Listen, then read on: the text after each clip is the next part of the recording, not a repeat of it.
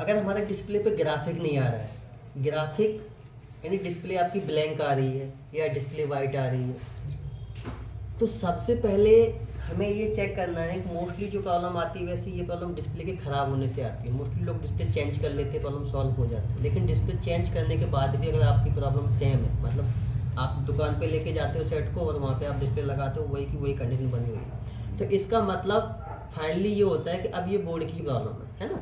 तो बोर्ड पे हम स्टेप बाय स्टेप कैसे चेक करेंगे? तो बोर्ड के लिए सबसे पहले तो हमें ये देखना कि डिस्प्ले हमारी कनेक्ट कहाँ पे हो रही है। तो हमें डिस्प्ले कनेक्टर पे जाना, जैसे कि आप देख सकते हो ये मैंने डिस्प्ले निकाल रखी है और ये डिस्प्ले का कनेक्टर है ना। ये जो कनेक्टर है टोटल 34 पिन का कनेक्टर है। ये जो आप देख पा रहे हो ये 34 पिन का कनेक्टर है और with grounding with supporting pin ये 34 पिन है, ठीक है ना। तो सबसे पहले तो हमें ये देखना है कि ये जो LCD कनेक्टर लगा हुआ है हमारा, कहीं ये कनेक्टर डैमेज तो नहीं हो गया है। अगर ये डैमेज है या कोई पिन काली पड़ गई है तब भी हमारे डिस्प्ले पे ग्राफिक नहीं आएगा। तो इसके लिए आप अच्छे से पहले इस कनेक्टर को साफ़ कर लो। ये देख लो कहीं कोई पिन काली तो नहीं पड़ रही है, ठीक है।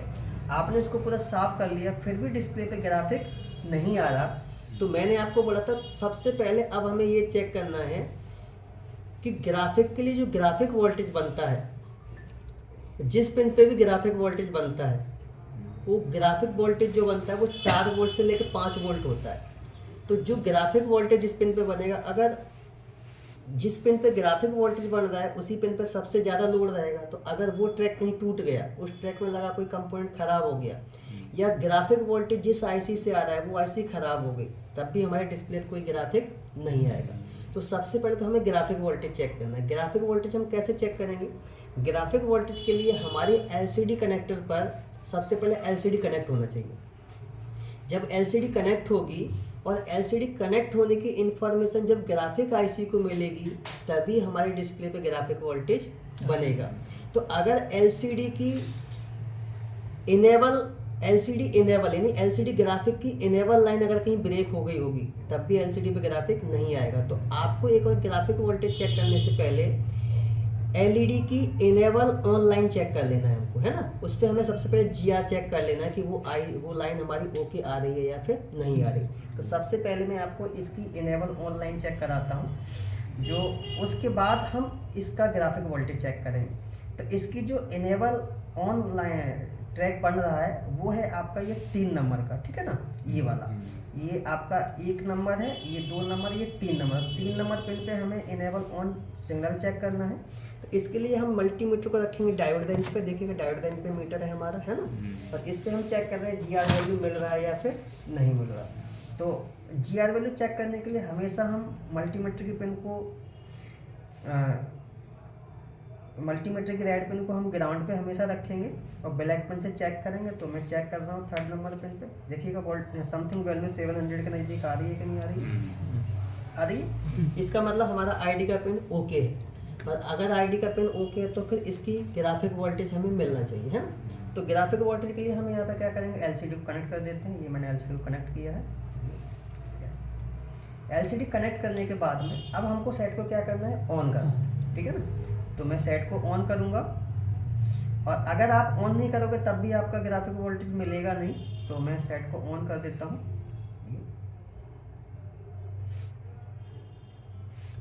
ऑन करने के लिए हमें सप्लाई देना पड़ेगा इसको। DC सप्लाई के माध्यम से मैं इसे वोल्टेज दे रहा हूँ और फिर मैं इसे ऑन कर देता हूँ।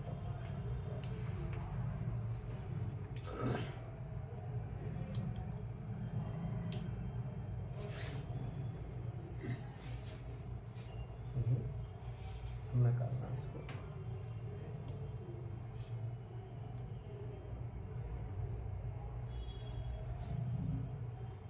देखो ऑन हो गया, है ना। तो अगर ये ऑन हो गया तो अभी तो इस पे हमें दिखाई दे रहा है ग्राफिक, इसका मतलब इसका तो ओके। अगर ऑन होने के बाद वैसे अगर आप ऑन करते हो तो आपका सेट वाइब्रेट भी होता है।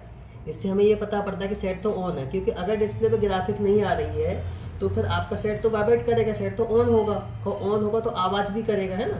तो अगर सेट हमारा ऑन हो रहा है फिर भी ग्राफिक वोल्टेज नहीं आया तो आपको डिस्प्ले लगा के सेट को क्या करना है, ऑन करना है। हमने सेट को ऑन किया। अब मैं यहाँ पर ग्राफिक वोल्टेज चेक करूँगा तो हमें ग्राफिक वोल्टेज 4 वोल्ट से लेकर 5 वोल्ट के बीच में मिलना चाहिए।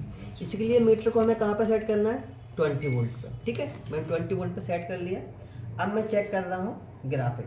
तो अभी देखो हमारा डिस्प्ले स्लिम मोड में है। स्लिम मोड में अगर आप कुछ देर तक चालू करके रुक जाते हो तो स्लिम मोड में चला तब भी ग्राफिक वोल्टेज नहीं बनेगा। अभी मैं देखो चेक कर रहा हूँ ग्राफिक वोल्टेज बन रहा है कि नहीं बन रहा है, मैं आपको दिखा देता हूँ। आ रहा है कुछ? नहीं आ रहा।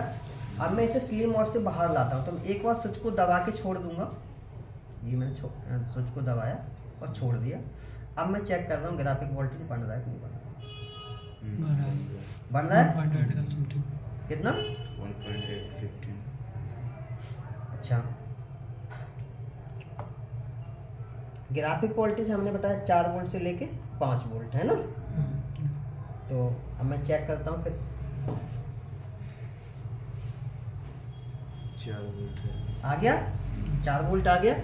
इसका मतलब हमारा ग्राफिक वोल्टेज तो बढ़ रहा है ना। अगर ग्राफिक वोल्टेज बढ़ रहा है तो फिर हमारे डिस्प्ले पे ग्राफिक आना चाहिए। अगर अब भी नहीं आ रहा है तो मैंने आपको बोला अब डिस्प्ले को वर्क करने के लिए 2 वोल्ट की और आवश्यकता होती है। जैसे हम बोलते हैं कोर वोल्ट 1.8 वोल्ट और 3.0 वोल्ट।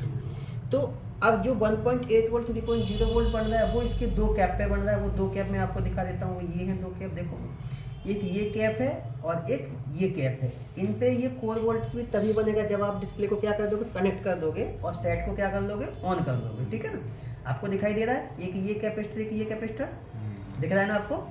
तो देखो अब कैपेसिटर जो लगा हुआ है वो पैरेलल में लगा हुआ है। किसमें लगा हुआ है? पैरेलल में। मतलब इस कैपेसिटर का एक टर्मिनल ग्राउंड को जोड़ रहा है और एक टर्मिनल इसके प्लस टर्मिनल को जोड़ रहा है। तो जो प्लस को जोड़ रहा होगा उसी पे हमें 1.8 से 3.0 वोल्ट मिलेगा, है ना। तो मैं चेक करता हूँ सेट को। सबसे पहले मुझे स्लिम मोड से क्या कर देना है, बाहर निकाल देना है। ठीक है, तो मैं इसको स्लिम मोड से बाहर निकाल लेता हूँ और फिर मैं चेक करता हूँ कि ये वोल्टेज हमको मिल रहा है या फिर नहीं मिल रहा। आप देखिएगा मीटर पे आ रहा है वोल्टेज, आ रहा है? नहीं आ रहा। अब कितना आ रहा है? 1.8 के समथिंग। 1.8 कोर वोल्ट मिल गया। दूसरा 3.0 वोल्ट है। तो दूसरा भी मैं चेक करता हूँ। देखिएगा मैं दूसरा भी चेक कर रहा हूँ। आ रहा है? नहीं आ रहा। ठीक है, इधर चेक करता हूँ। आया? नहीं आया। तो डिस्प्ले हो सकता है कि स्लिम मोड में चला गया, है ना। तो मैं एक बार इसके बटन को दबाता हूँ, स्लिम मोड से बाहर लाता हूँ, फिर चेक करता हूँ। अब आया? नहीं आया। अब आ रहा है 3.0 आ गया 3.0 वोल्ट। मैं आपको एक बार फिर से चेक करके दिखाता हूँ। आ गया 3.0 वोल्ट? आ गया? नहीं आया। फिर स्लिम मोड में चला गया। तो मैं फिर से एक बार दबा देता हूँ स्विच को।